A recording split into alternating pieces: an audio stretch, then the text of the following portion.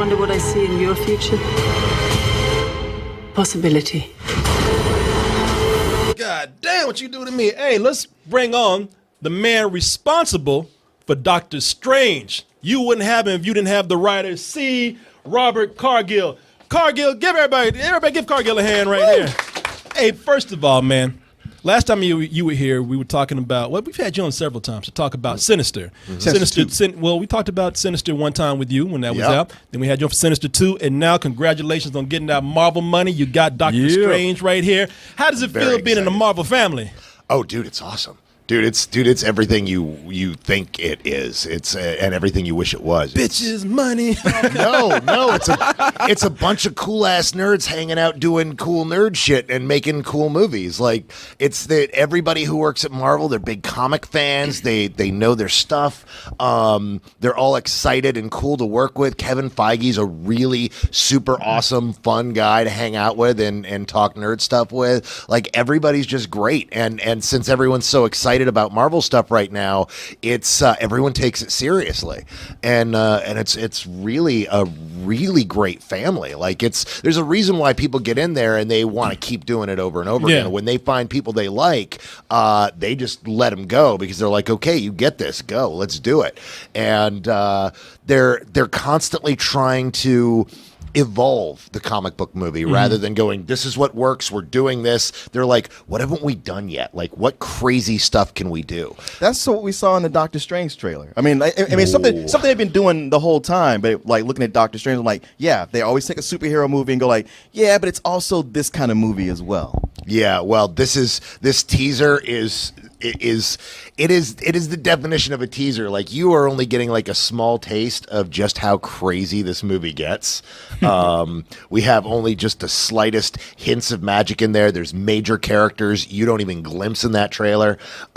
There's so much stuff going on that this thing is just, it's nutty. Like the stuff they let us do, just I can't believe they let us do it.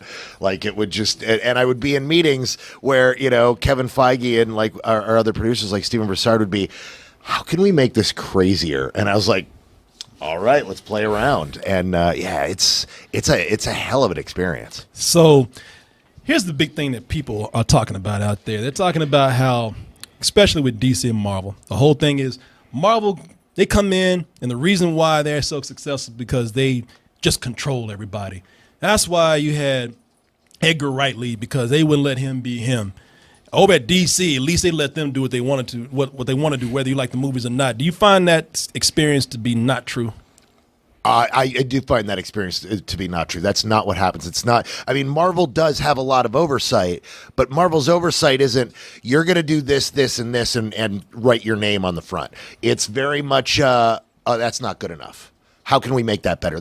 Marvel has a thing that they borrowed, that they got from Walt Disney. It's called plussing, and they're kind of behind the scenes mantra is always be plussing. This can always be better. How can we make this scene funnier? How can we make this scene more emotional? How can we make this transition smoother? Like they'll look at it and go, this is really good, but it can always be better. And they're always looking at it, wanting it to be better, and not going, I know how to make it better. They're asking you, the creatives, how can it be better? How do you think it can be better?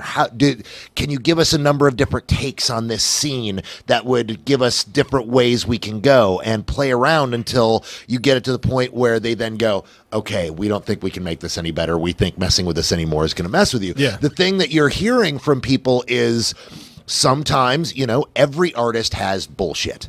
And I mean, it's just a thing, whether you're a novelist, whether you're a screenwriter, whether you're a film critic, whether you're successful at all three. Was kidding. Jesus. That joke landed there. Notice I didn't say comedian.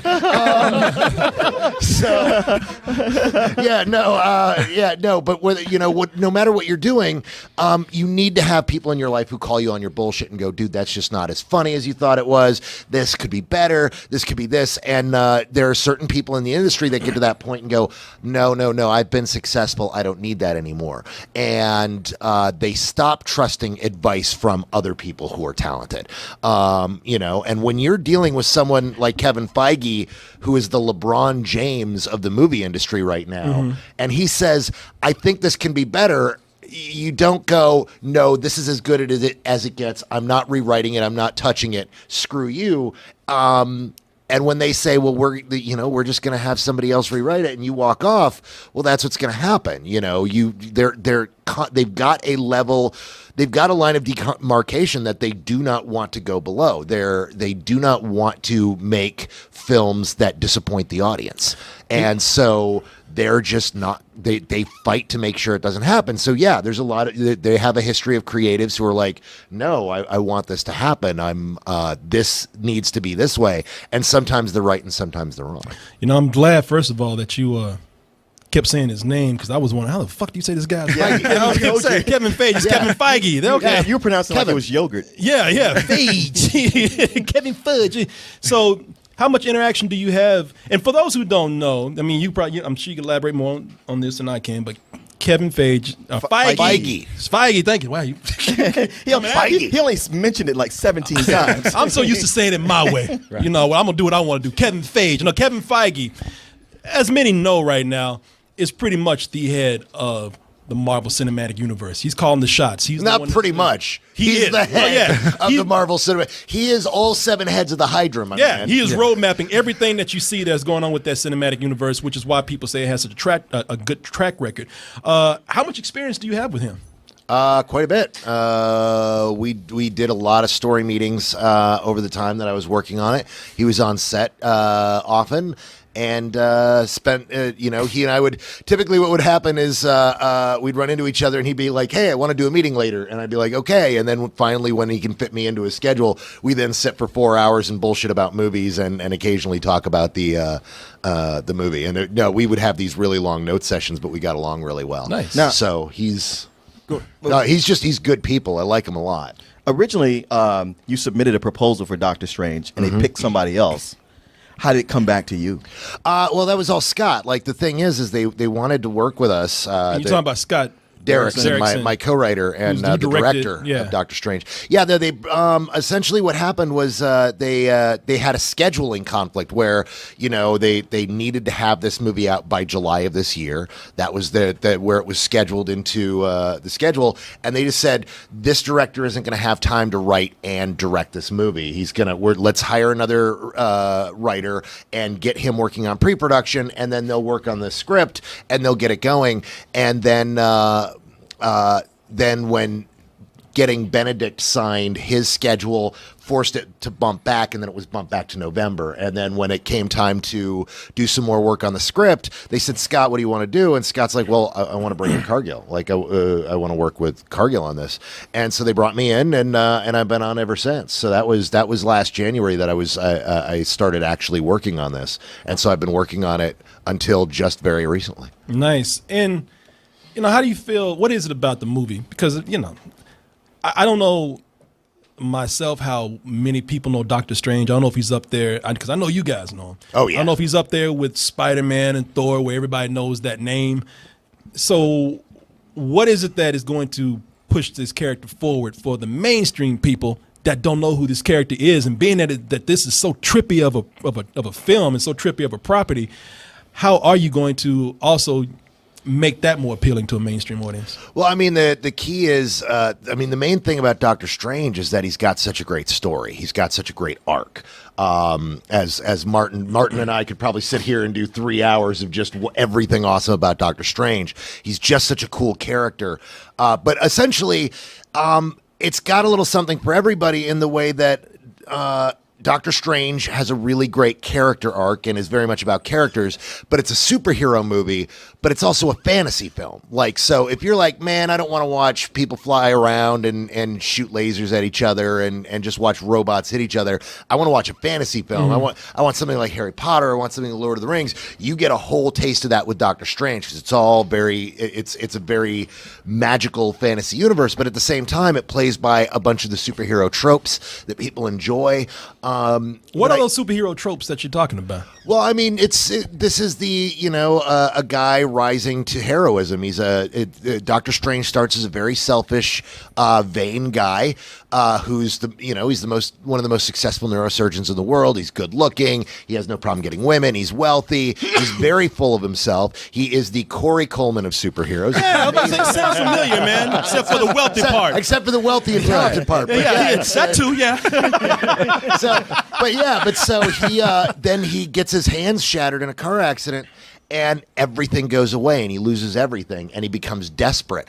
And so he'll try anything, and then he falls in with magic. And I don't want to spoil too much more about that. What I can talk about is what happens in the comics. As he goes to a place in Tibet, the Ancient One teaches him magic. He becomes a sorcerer. Then later he becomes the Sorcerer Supreme, and he is the guy who stands between all of the threats of the magical cosmos and our world. And so he's right there, battling off all the terrible things of the night. And he's always been a really interesting character with fascinating villains, and the arcs are so big, and they're very existential, and it's just a very thoughtful, interesting series of stories that are just fascinating and that I've loved since I was a kid. I feel like this movie would have been a harder sell back in the day prior to us having, those series of Harry Potter movies where everybody has been indoctrinated to magic. So it's not that far-fetched.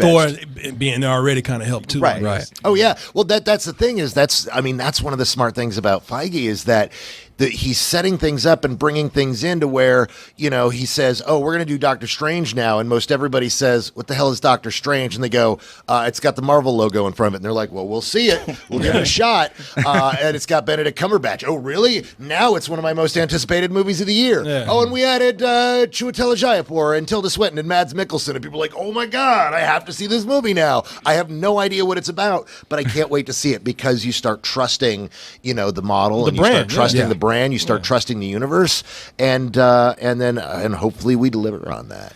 Well, you know what, man? Cool thing about you being here live and having people here in the studio. Some people came to see you. I think some people want to ask you some questions, and especially this man right here. This is Sam. Sam. Hi, Sam. We met before. I'm sure we have, Yes. but he introduced us anyway, so fuck it. I'm saying hi back. There we go.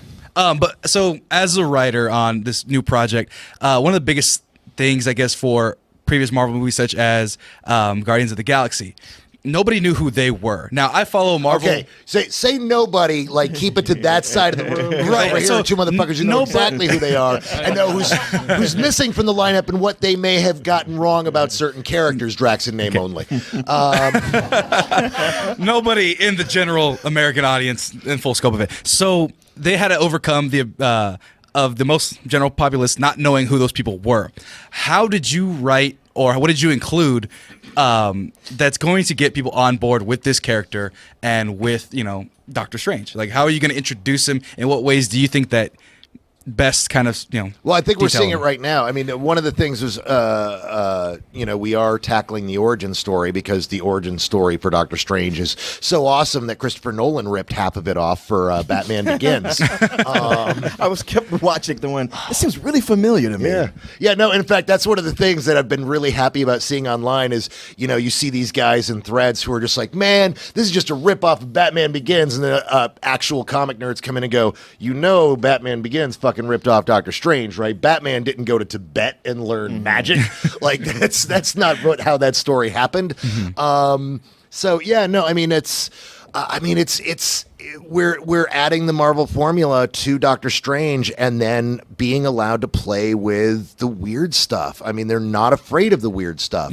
They've kept us grounded in that there were some things, especially our early pitch that we brought in where they were like, we didn't know this wasn't what we wanted for the first movie, but this proves that the audiences aren't ready for it. And they're like, keep this in mind if we make a second or third film with you, because this is great. We love this, but you can't start here. Like that's convinced us. So you're gonna be able to put in all these crazy images like we see. Oh, that's right. Right in this film. Yeah, you haven't even seen the batshit crazy stuff. So yet. there's going to be a lot more extravagance in terms of the visual effects, more than what we've even seen. Like when I say that's a teaser, like that literally, I mean, I was really proud of this teaser, because I didn't get to see it. I watched it live on Kimmel with everybody else. Like Marvel's really, like, had I been in LA, I could have gone into one of their screening rooms and watched it, but they won't put it on any of their servers for people out of town because that's how this shit leaks.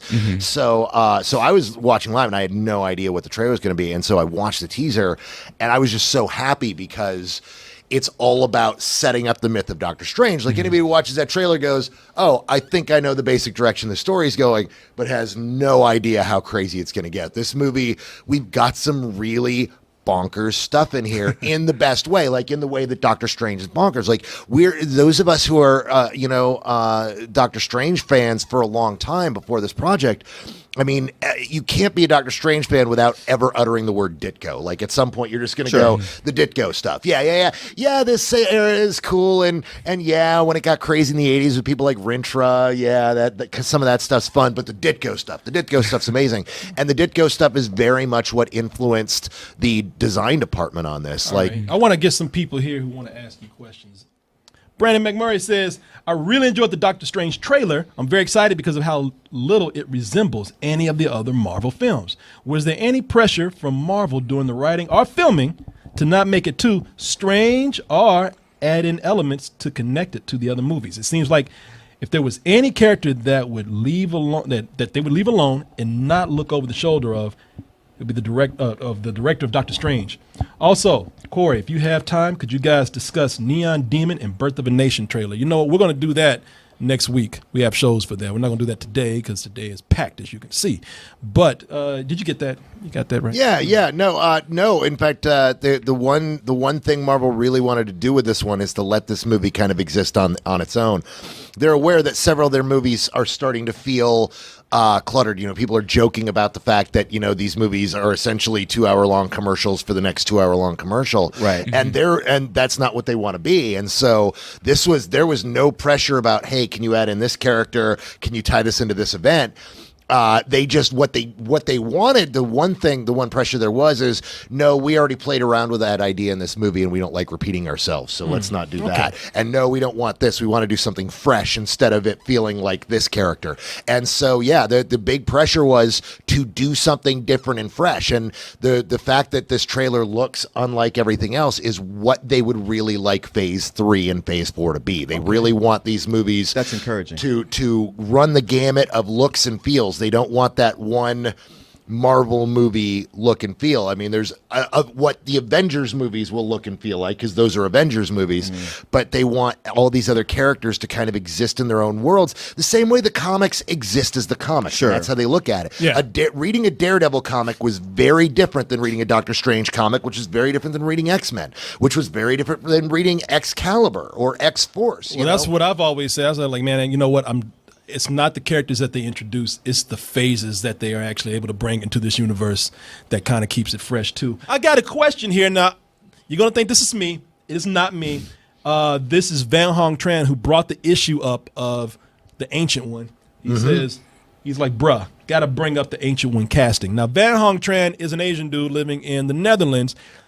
Not too thrilled about the casting of a Caucasian woman as the Ancient One. Tilda Swinton is playing her, and he wants to know he goes on to say, not your opinion, but your argument on that.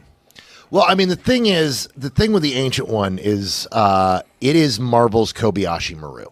Like, there is no other character in Marvel history that is such a cultural landmine that is absolutely unwinnable. Like, I've been reading a bunch of people talking about it, and the really frustrating thing about it this week is most of the people who have thoughts on it haven't thought it all the way through, and they go, well, why didn't they just do this? And it's like, I could tell you why. Like, I could tell you why every single decision that involves the Ancient One is a bad one. And just like the Kobayashi Maru, it all comes down onto which way you're willing to lose. The Ancient One was a racist stereotype who comes from a region of the world that is in very weird political place. He originates from Tibet. So if you acknowledge that Tibet is a place and that he's Tibetan, you risk alienating 1 billion people who think that that's bullshit, and risk the Chinese government going, hey, you know, one of the biggest film watching countries in the world, we're not going to show your movie because you decided to get political. If we decide to go the other way and cater to China in particular and have him be in Tibet. And that's the ancient one right there. That's the ancient one right there. Yeah, no, that's a more modern, less racist interpretation. And it's still like a Fu, and one. we're looking at people are listening. We're looking at a character who has the Fu Manchu gray beard. Yeah. You know, he's the evil Asian guy. So. That's the exact thing I thought. It's like that's more modern and less racist than the ancient one originally looked. Yeah, no, that's the more 80s into the 90s version of the ancient one. And you've got there is no, like, I've seen a lot of people, the thing that makes me pull my hair out is, you know, some people are like, well, why not cast Michelle Yeoh? Like, I'm like, well, first of all, Michelle Yeoh is awesome. I would love to make a film with Michelle Yeoh. If you are telling me that you think it's a good idea to cast a Chinese actress as a Tibetan character, you are out of your damn fool mind and have no idea what the fuck you're talking about. Oh, what? Oh, well, she could be Asian. Oh, she should be Japanese. She should be Indian. Like, really? The levels of cultural sensitivity around this thing is everybody's staking out their one particular place and not realizing that every single thing here is a losing proposition. We could pretend the ancient one doesn't exist, and then we're just eradicating one of the main characters from the story to just not deal with race. So what Scott decided to do, and this happened before I came on board, so I wasn't part of this decision at all, although there's part of me that wishes I was he was just like, there's no real way to win this. So let's use this as an opportunity to cast an amazing actress in a male role. And sure enough, there's not a lot of talk about, oh man, they took away the job from a guy and gave it to a woman. Everybody kind of pats us on the back for that and then decides to scold us for her not being Tibetan. And that's just the way it's going to go. We knew that the social justice warriors would be angry either way. If we just kind of used a Tibetan actor and it was still an ancient one, but it was much less racist, or hopefully not racist at all, people would still be like, well, that's the hope, you know?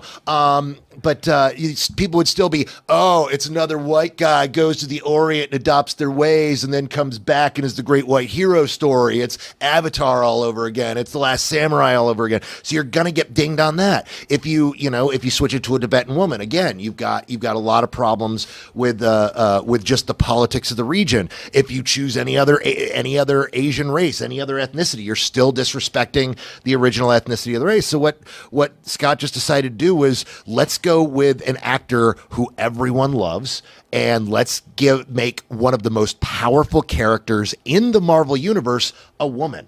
And at the same time, that also allowed us to do a lot of other gender bending and playing around with the film. I think when people see what you've seen in this teaser trailer, as I keep saying, it's totally a teaser. Like, you don't see Wong yet. You don't. Right. You barely see anything of Chiwetel. You barely see anything of Mads Mikkelsen.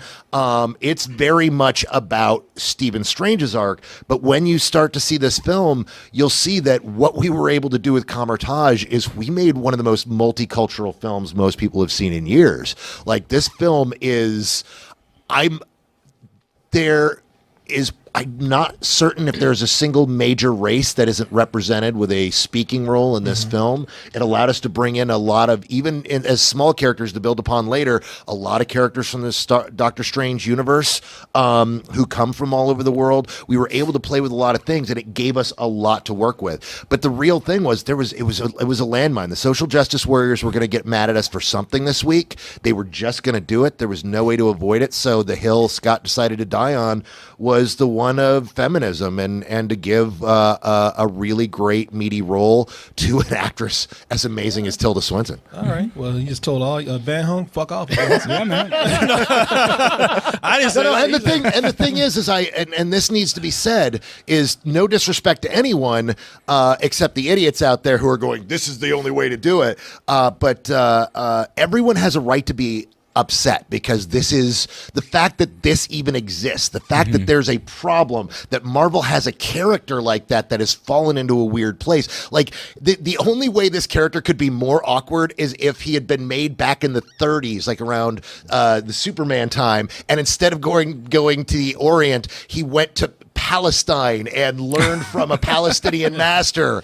And so now we had to, in order to be factually correct with the comic book, he would have to go into Palestine. Like that's the only way this could be any uglier than this one is now. It is a really, really ugly piece of history that, you know, we wish there was an easy solution to, and there wasn't one. Well, that's kind of a problem you're going to have with a lot of these things, just because all these characters were created back in the early 60s By a bunch of white men. Yeah, exactly. Where a lot of the political mores that we have now, they didn't exist then. They just did whatever they want. It'd be worse. Yeah, you're right. Turn of century's time, like John Carter and Tarzan, so much worse then. But even going back to the 60s, it's like, yeah, this is what it was. And to do these origins, you have to go back to the 60s. And man, there's so much shit to untangle that sometimes you just even can't in do the it. 70s and 80s. I mean, look at what happened with Dazzler. Dazzler was supposed to be based on that nerd shit. I can't Well, no, but Dazzler was supposed to be based on Diana Ross, and she was going to be a black superhero X-Men who was also a disco star on roller skates. And they were like, "Can you make her white?"